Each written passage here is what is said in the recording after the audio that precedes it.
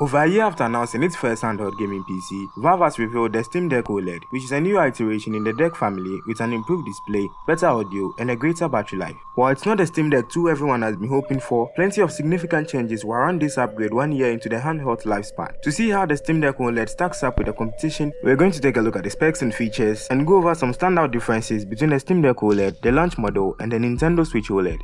So the Steam Deck OLED ditches the LCD display on the original model in favor of an OLED display. Much like the Switch versus the Switch OLED, these displays have different methods to light up and display an image. While the Steam Deck OLED features no bump in performance over the LCD model, the display will provide an improved image quality, delivering deeper blacks, better contrast, and an increased brightness. The Steam Deck OLED and the Nintendo Switch OLED on paper would sound like two sides of a similar coin, but the key difference between these two devices, aside from the fact that one is a hybrid games console and the other is a handheld PC, is that the updated Steam Deck model features a high dynamic range OLED display. Another thing also is that the Steam Deck OLED also offers a higher refresh rate than the Steam Deck LCD version and the Switch OLED. It possesses a 90Hz display panel as opposed to the 60Hz on the other two devices. This means that the Steam Deck OLED can display more frames on its display than its predecessor. Like its predecessor, the Steam Deck OLED will offer multiple storage configurations. It's available in 512GB or 1TB configuration, both of which are non-volatile memory express or NVMe SSDs. Valve is also ditching the 64GB and the 512GB LCD models, with the 256GB LCD model remaining and serving as a new entry-level SKU thanks to a price cut.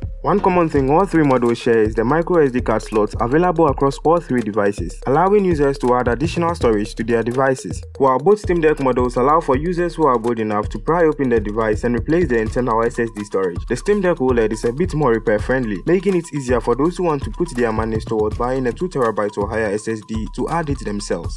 Although the Steam Deck OLED has a slightly larger display than the LCD model, the overall dimensions remain the same. The slightly larger display is thanks to its smaller bezel. Looking at a comparison of the Steam Deck OLED and the Nintendo Switch OLED, the bezels do look similar on both. Despite the Steam Deck OLED keeping the same dimensions as its predecessor, it is lighter than the LCD model. Valve notes that the Steam Deck OLED is 5% lighter than the original model, putting the weight at 1.4 pounds. Yet, the Steam Deck OLED is still heavier than the Nintendo Switch OLED model, which weighs at 0.93 pounds when you attach Joy-Cons to the display. Battery performance is undoubtedly one of the biggest factors consumers should consider when buying a new handheld. At launch, the Steam Deck's battery was often criticized, with the performance varying depending on a few factors, most notably the game you were running. A blockbuster game like God of War, for example, would drain much more battery than other games. Valve has improved the battery on the Steam Deck OLED, as OLED display have a lower power consumption than the LCD. Valve also swapped the 40-hour battery life with a slightly larger 50Wh battery, with the Steam Deck OLED promising a 30 to 50% longer battery life, with around 3 to 12 hours of play, depending on a few factors, mainly the game you are running on the device.